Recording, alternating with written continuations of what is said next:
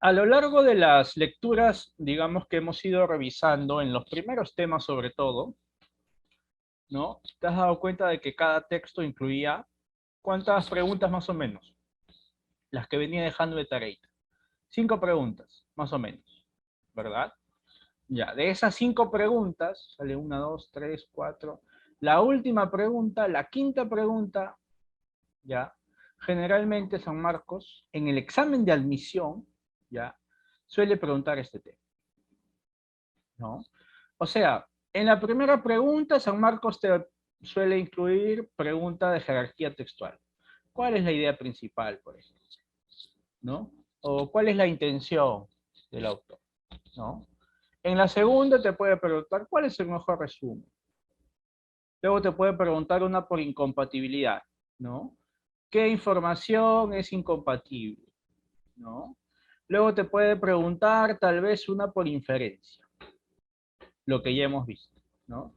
Y la última pregunta en el examen de admisión, sí o sí va a ser extrapolación, ¿ya? O sea, San Marcos, si te das cuenta, te va preguntando por niveles, desde lo más fácil hasta lo más complejo, ¿no? Este recorrido, profe, más o menos, digamos, si nosotros ponemos una escalerita, ¿no? De dificultad en los temas, lo que es jerarquía textual es lo más fácil, ¿no?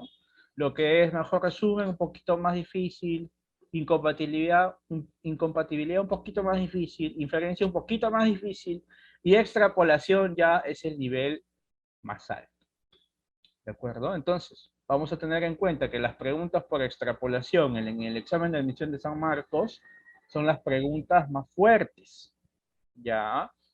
Las más complejas, digamos, las que te van a obligar a razonar un poquito más. Pero eso tú sabes que no es sinónimo de que no las puedas resolver. Al contrario, vamos a entender hoy día cómo funcionan estas preguntas y cómo tú debes, obviamente, proceder a desarrollarlas. Porque preguntas por extrapolación no se resuelve tanteando, no se resuelve jugando, ¿no? A cuál suena mejor, sino que hay un procedimiento, ¿verdad? Y con esta teoría vas a tener pues muy en claro cómo avanzar con el desarrollo de esas preguntas, ¿ya? Para empezar, ¿a qué te suena extrapolación? Abro la consulta. ¿A qué te suena esta palabrita? Abro la consulta para todos, chicos y chicas. ¿A qué te suena esa pregunta? Esa palabra, perdón. Puedes, por ejemplo, analizarla etimológicamente, ¿verdad? El prefijo extra, ¿qué significa? No sé si por ahí recuerdan las clases de etimología, ¿no? Tiene un significado, ¿verdad? Por ahí me dicen, profe, puede ser conclusiones. No del todo. La palabra extra significa afuera, ¿no? Eh, Algo de suponer. ya, la extrapolación tiene que ver algo con suponer, más o menos tiene que ver algo con suponer, ¿no? Pero suponer con argumentos, basándonos en el texto, ¿ya? Vamos a definir primero qué significa extrapolación y qué es, profe, extrapolar, ¿no? ¿Por qué nos van a pedir a nosotros extrapolar? Eso es lo que va a solicitar el examen de admisión, ¿no? Dice, la extrapolación es una forma inferencial, ojo, es un tipo muy particular de inferencia entonces, que evalúa la capacidad que tenemos nosotros para contestar si son modificadas algunas zonas en el texto. Extrapolar es justamente colocar algo afuera, o sea, en otro polo. Cuando nosotros leemos, nos encontramos diferentes datos, por ejemplo, escenarios, personajes, ¿no? Situaciones, ¿de acuerdo? La extrapolación, ¿en qué va a consistir, profe? Me van a preguntar, ¿verdad? ¿Qué pasaría, ¿no? Si, por ejemplo, esta información la modificamos y la cambiamos por otra. ¿O qué pasaría si este escenario, con las mismas lógicas obviamente que funcionan dentro del texto, qué pasaría si esta información la cambiamos en un nuevo escenario? o la aplicamos en un nuevo escenario. En otras palabras, extrapolar, ¿qué es, profe? Es llevar algo afuera de, ¿verdad?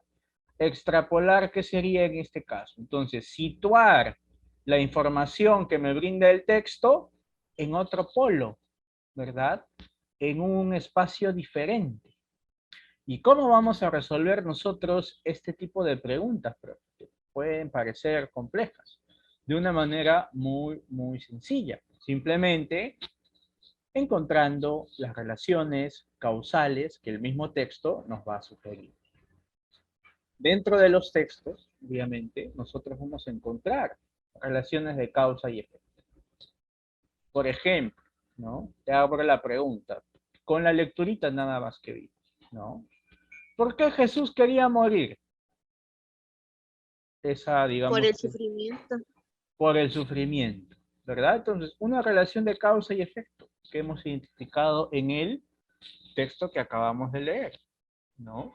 Debido al sufrimiento, la causa, la consecuencia, Jesús quería morir. ¿De acuerdo?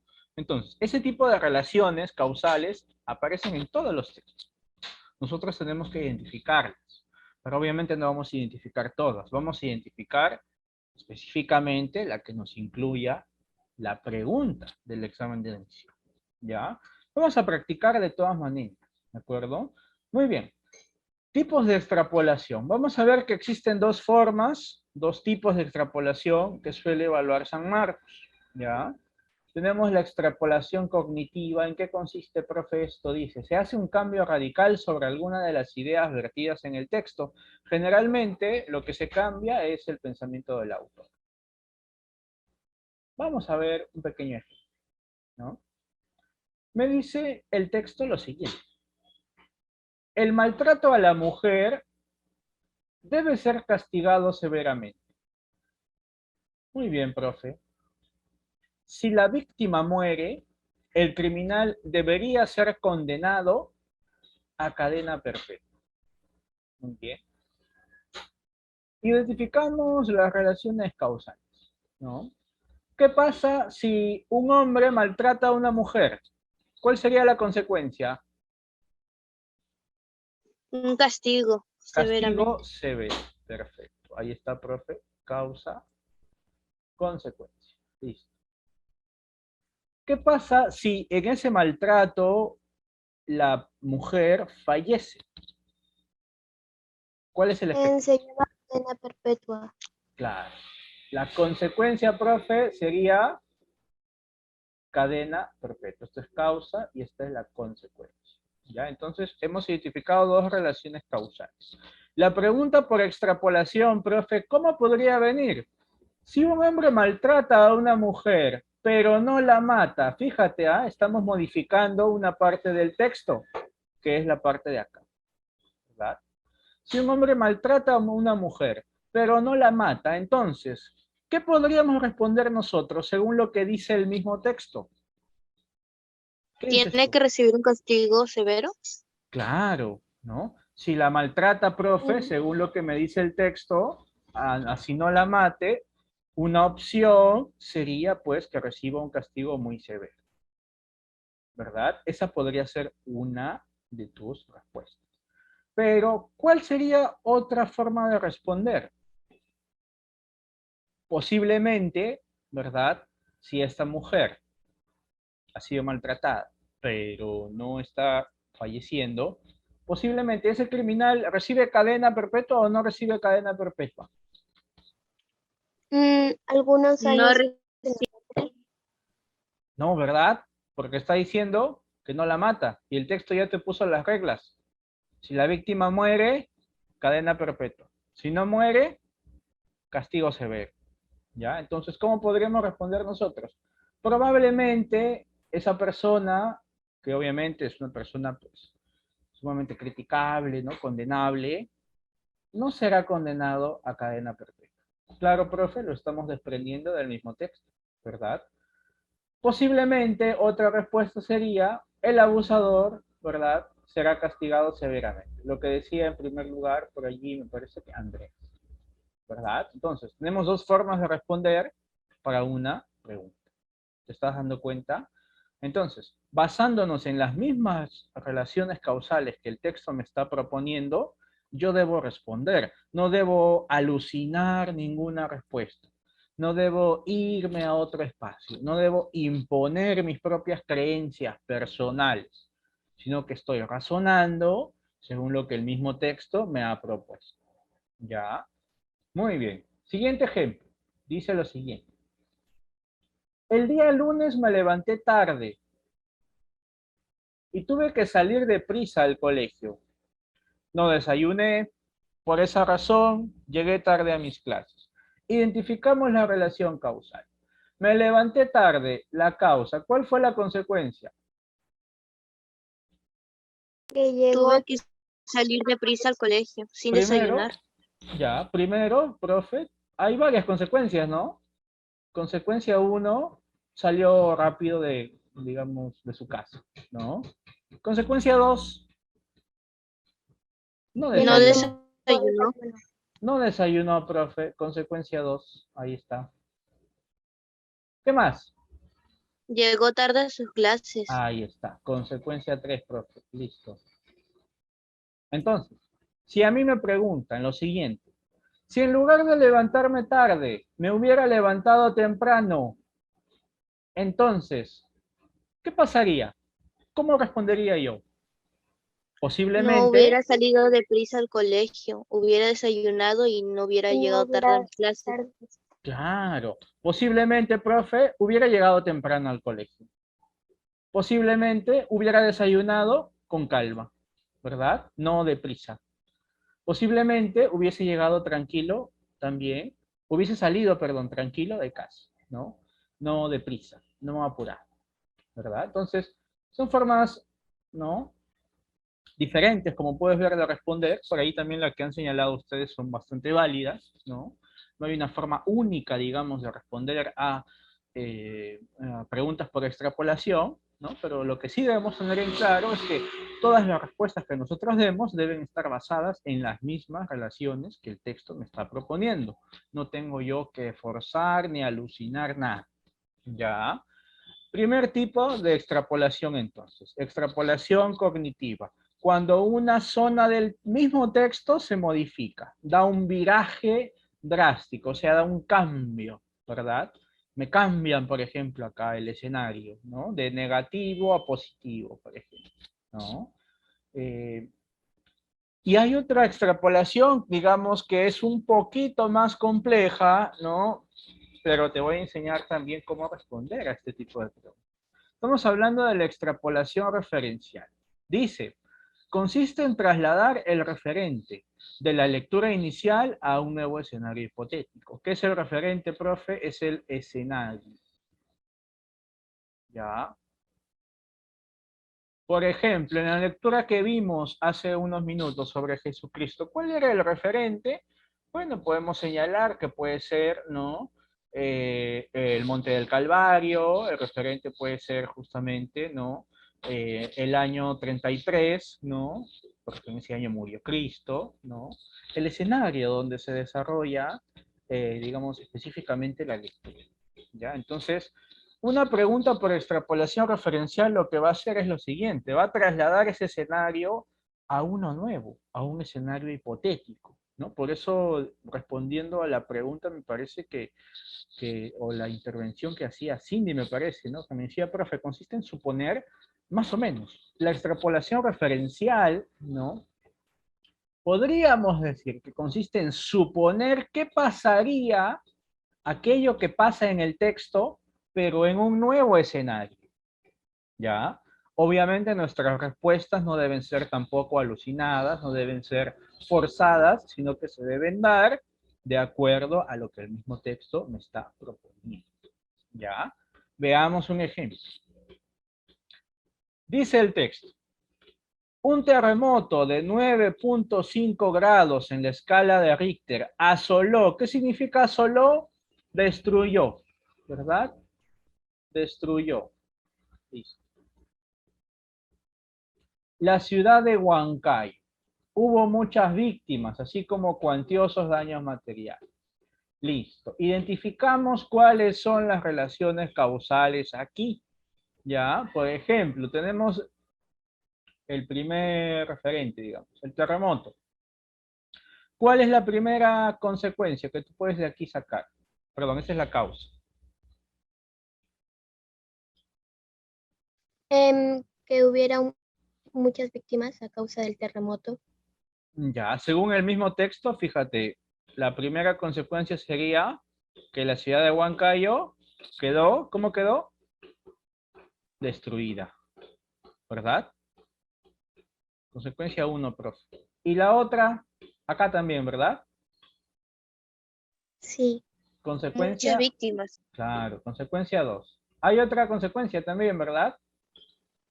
sí, hubo daños materiales. Claro, ¿no? O sea que las casitas, profe, ¿no? Seguramente quedaron, pues, o se cayeron o sufrieron daños muy fuertes. Las paredes, ¿no? Los techos, etcétera, etcétera. Entonces, ¿cómo podría venir una pregunta por extrapolación? Veamos. Si un terremoto de 9.5 grados, fíjate, me están sugiriendo la misma intensidad del texto, ocurriera en la ciudad de Mala, entonces, ¿qué podría responder yo? Ah, ya, profe, si tengo la misma causa, yo responderé, pues obviamente, mencionando consecuencias similares, ¿verdad? ¿Cuál sería la primera consecuencia de este nuevo escenario? Que Destruyó asoló, la ciudad de Mala, Claro, posiblemente, profe, la ciudad de Mala sea destruida. ¿Cuál sería la segunda consecuencia que podría decir yo? que también hubo que muchas hubieron muchas víctimas. víctimas. Muy bien, Cindy, muy bien, Andrea, claro, ¿verdad? Posiblemente en Mala, profe, muchas personas mueran. Y hay otra tercera respuesta, ¿verdad? ¿Cuál podría ser? Que Que hubo daños también había materiales. daños materiales. Muy bien, chicas, perfecto.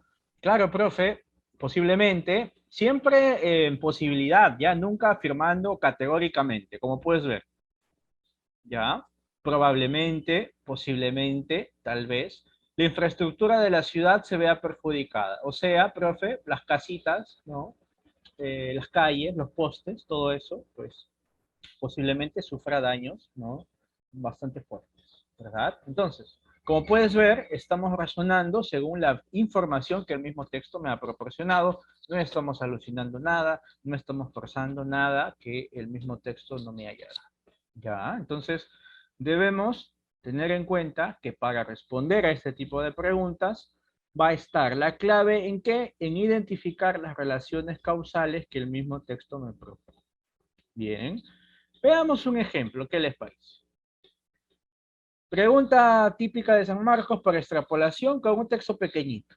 ¿Ya? Fíjate muy bien. Dice, el insecto palo de la isla de Lord Howe, o insecto palo de Howe, y aquí está su nombre científico, Dricocellus o Dricocellus australis, es una especie de insecto fasmatodeo de la familia Phasmatidae que se consideraba extinto desde la década de 1930, pero que fue redescubierto en el año 2001.